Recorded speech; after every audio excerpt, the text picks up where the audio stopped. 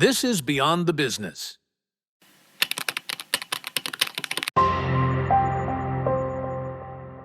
I've been thinking about energy again. Not about how we consume it, but about what happens in between. There is a long step between extraction and use that most people rarely think about, even though nothing works without it. This step is refining. Oil, gas, and coal don't come out of the ground ready to be used. They have to be processed into forms that engines, power plants, and systems can actually work with. That process doesn't add energy, it costs energy. For a long time, refining was treated as something almost automatic. You extract, you refine, you move on. It wasn't discussed much because it usually worked, but as energy systems expanded and demand became more complex, this stage stopped being neutral. It became tight, expensive, and harder to expand. Refineries don't make energy more available, they make it usable. They rely on heat, pressure, and constant operation just to keep flows stable. And the more energy passes through them, the more energy they consume themselves. These episodes looks at that middle step, at the effort required not to produce energy, but to turn raw resources into something the system can actually use, and why this part of the chain is starting to matter more than we are used to acknowledge. We usually talk about oil as if it already were fuel, as if once it's out of the ground, the hard part is over. But crude oil isn't something you can actually use. Not in a car, not in a plane, not in a power plant. Before any of that happens, oil has to pass through a refinery. This part is easy to overlook. Oil is extracted somewhere far away. Fuel shows up at a station, and everything in between feels automatic. But that middle step is where a lot of work happens, and that work costs energy. Refineries run all the time. They are not places you turn on and off when it's convenient. Keeping them running means heat, pressure, and constant effort. A noticeable amount of fuel is burned inside refineries just to keep the process moving. So before fuel ever reaches an engine, some of the energy is already gone. This work is not spread evenly. Oil refining is concentrated in a small number of major hubs. The US Gulf Coast is the largest refining cluster in the world. Europe relies on fewer, often aging refineries. In China and India, massive new complexes were built to keep up with growing demand. These places carry a disproportionate share of the effort required to keep oil usable for the rest of the economy. What's easy to miss is how much energy refineries consume themselves. They are among the most energy intensive industrial sites in the world. Large volumes of fuel are burned on site to generate heat, maintain pressure, and keep processes stable. A portion of the oil never leaves the refinery as a product. It is used up simply to keep the refinery running. You see how important this step is when something interrupts refining. A shutdown on the US Gulf Coast, problem in Europe, maintenance delays in Asia, and suddenly supply feels tight. Prices react fast, nothing dramatic needs to happen. Just a slowdown is enough for the system to feel it. The job also gets harder as the oil itself changes. Some oil needs more treatment before it becomes usable. That means more effort inside the refinery, more energy spent to get the same fuel out the other end. Refining still works, but it doesn't work as easily as it used to. This also means emissions appear long before fuel is ever used. Refineries release CO2 as part of normal operation, along with other pollutants linked to heating, processing, and waste handling. These emissions are concentrated in specific locations, affecting local air and water. They are not caused by driving or flying. They come from preparing fuel to be burned later. Here is the part we rarely talk about. When we discuss efficiency, we usually focus on where fuel is used, like cars, planes. We don't spend much time on what happened before that. But a lot of the cost is already locked in by the time fuel reaches the consumer. Refining doesn't give us more energy, it's the price we pay to make energy usable. And the more we depend on refined oil products, the more the step starts to limit how much energy actually makes it through the system. Gas is usually described as simple, cleaner than oil, easier to deal with. That's the common idea. But once you look at it, what actually happens before gas is used, that simplicity disappears. Gas doesn't go through a refinery like an oil, but it still has to be processed, it has to be kept under control all the time, pressure has to be managed, temperature has to be stable, and any interruption creates problems. Gas doesn't wait, it escapes, so the system around it has to run continuously. Things get much heavier when gas becomes LNG. At that point, a lot of energy is spent just to make gas transportable. It's cooled, moved across oceans, stored, and then turned back into gas again. None of that adds energy. It only makes gas usable in places far away from where it was extracted. From the outside, LNG looks flexible.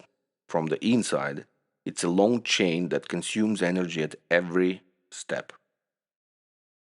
By the time gas reaches the user, part of its energy has already been spent keeping the system working. Gas processing also isn't independent. It relies on electricity, water, ports, ships, pipelines, and stable grids. When power prices go up, gas processing becomes more expensive. When infrastructure is under stress, gas becomes harder to handle. Those costs don't stay inside the facility, they move forward into the final price. Gas is often called a transition fuel, but transitions are not weightless. They require infrastructure, and that infrastructure uses energy before anyone ever turns on a burner or a power plant. Gas may look cleaner at the end of the chain, but more and more energy is used just to keep it manageable along the way. Coal feels different from oil and gas. No one pretends it's clean. No one sells it as new or modern. Everyone already knows what is it, and because of that, a lot of its real cost is taken for granted. Coal doesn't need refining in the usual sense, but it still has to be prepared before it can be used. It's crushed, sorted, washed, dried, transported, and stored. That works takes energy every day, not occasionally, but constantly. Coal is tied to scale. As mines go deeper and seams become harder to reach, more energy is used just to keep things running. Water has to be pumped out, air has to be moved, equipment has to stay on whether coal is being sold or not. And the system doesn't pause. The impact is visible, land changes, rivers are affected, entire regions live with the consequences for decades. But what usually gets ignored is the energy spent before coal is ever burned. Most discussions start at the power plant. A large part of the cost happens long before that point. Coal also depends heavily on shared infrastructure, railway, ports, storage areas, power supply, water system. None of these belongs to one company in practice. The system exists to move large volumes without interruption, and keeping that stability costs money. Those costs don't stay local, they spread through transport prices, tariffs, and the wider economy. Coal is often described as something we should leave behind. That may be true. But as long as it remains in the system, it makes one thing clear. When energy is heavy, continuous, and hard to interrupt, everything built around becomes heavier and more expensive to keep running. Coal doesn't hide how the system works, it just makes it harder to ignore. There is something important most people don't realize about fuel prices today. A big part of what we pay at the pump is not the fuel itself anymore. It's already loaded with environmental costs. Carbon taxes, emission trading, national levies, regulatory fees, all of that is already inside the price. Not in the future, not as a plan, it is there now. And it's not paid by some abstract corporation, it's paid by whoever fills the car, plane, runs farm equipment, or depends on the transport at all. The problem is not that these taxes exist, the problem is what they actually do. They make fuel more expensive, but they don't change how fuel is made. Refineries still run the same way. They still burn energy to keep processes going, and they still operate inside the same old architecture. The physics doesn't change just because money changed hands. So what we end up with is a system where we pay more, but the system itself stays the same. Emissions don't disappear. Energy losses don't shrink. The middle of the chain still eats a huge amount of energy before fuel ever reaches society. If these payments were directly forcing a redesign, new layouts, independent energy supply, or separated industrial infrastructure, that would be a different conversation. But that's not what's happening. The money mostly goes into budget compensation schemes or short term fixes. It helps manage the system as it is, but not to transform it. So the blind spot is this. We are told we are paying for cleaner energy. In reality, we are paying for more expensive version of the same system. There is another part of this story that usually stays invisible. Refineries are private assets. They belong to corporations. They are managed like businesses, but they don't run on private infrastructure. There is no separate energy system for refineries, no isolated grid, no spatial industrial network built just for them. They run on the same electricity, the same transmission lines, the same balancing systems that serve cities, homes, and public services. Even when a refinery sits outside the city, it's still plugged into the same backbone. The same grid operator keeps it stable, the same reserves are held ready, the same system absorbs the risk if something goes wrong. And refineries are not flexible users, they can't slow down when the power is tight. They can't wait for better conditions, they need continuous, stable supply. That means the whole system has to be reinforced to support them. Those reinforcements are not billed separately, they don't show up as refinery support fees. They are spread across the system into network tariffs, energy prices, taxes, and inflation, and everyone pays a share. This is the blind spot. Private facilities depend on public infrastructure, and the cost of keeping that infrastructure stable is socialized. When energy systems get more complex and more fragile, refineries don't absorb that cost on their own.